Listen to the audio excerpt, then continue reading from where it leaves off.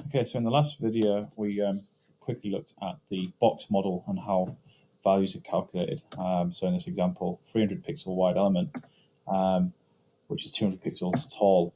If you had a padding of 20 pixels, a border of 2 pixels, all the way around and a margin of 20 pixels, what you're going to get is a total width of 384 pixels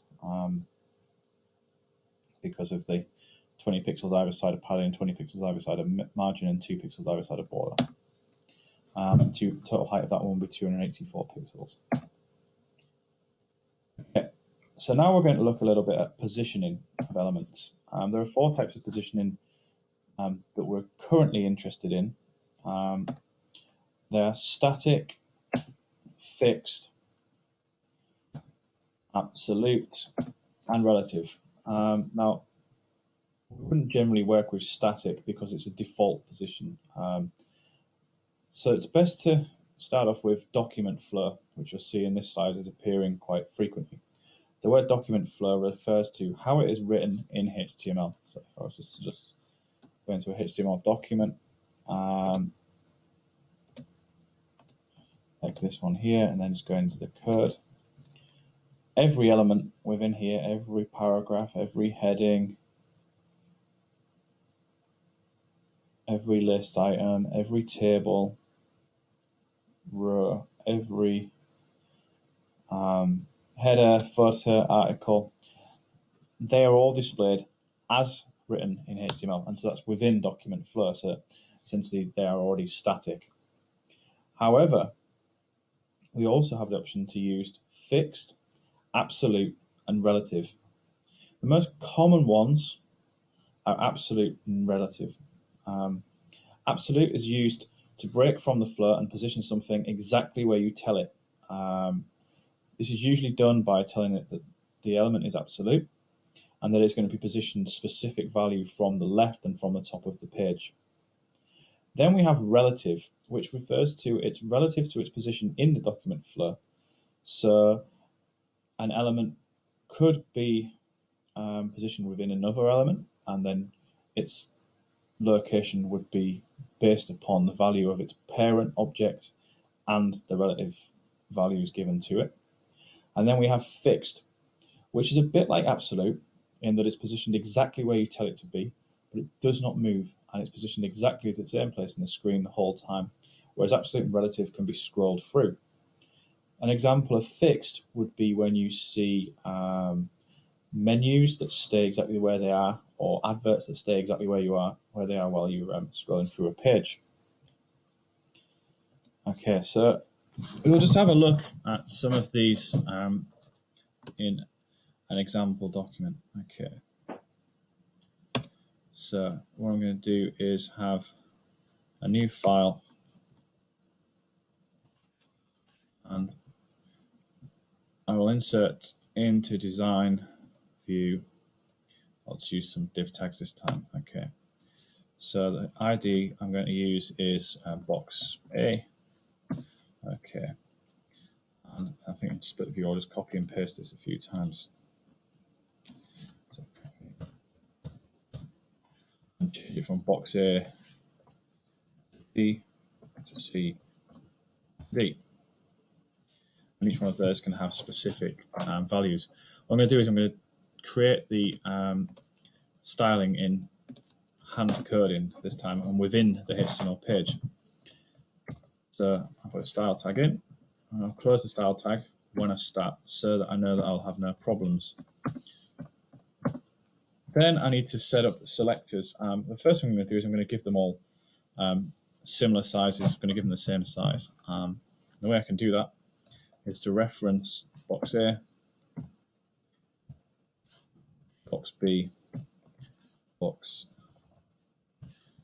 C, and box D at the same time. So if they share properties, it's a good idea to do it like this. So I'll say that their width is going to be 400 pixels and their height is going to be 400 pixels. Individually, I could then set rules for them for their background color, for example. is the color selector. I'll stick with hexadecimal values currently. Okay, so I'll have bluey one. Just press return when you've selected the color. Semicolon, and then again just copy and paste this a few times and change the values. There's nothing wrong with copying and pasting in when you're coding, so long as you make sure that something works before you copy and paste it. Otherwise, you'll copy and paste an error, and then you'll have all sorts of problems. Okay. If you delete the colon and then replace the colon, it'll give you the code hint again, which is very useful. I think we'll have some quite vibrant colors this time.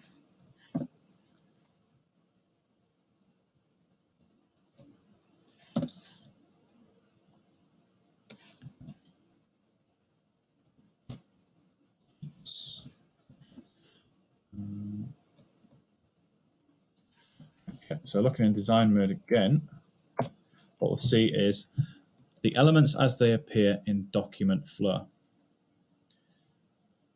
And so just to make sure that each box appears differently, I'll change the text within them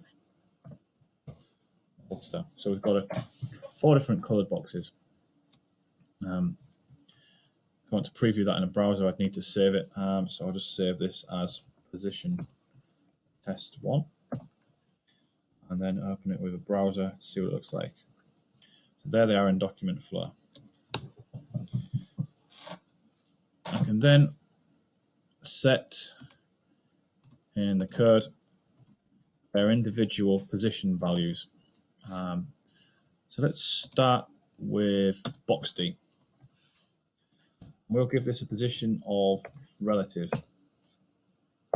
Semicolon is used like a full stop in this language. Okay, so the position's relative. I'll save that and retest it. Nothing changes at the moment in time. But then if I were to set its left position to be 400 pixels,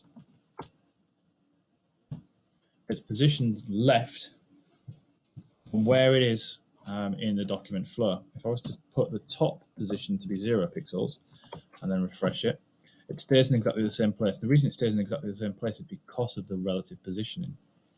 However, if I was to set box C to have position with the same values, but of an absolute position,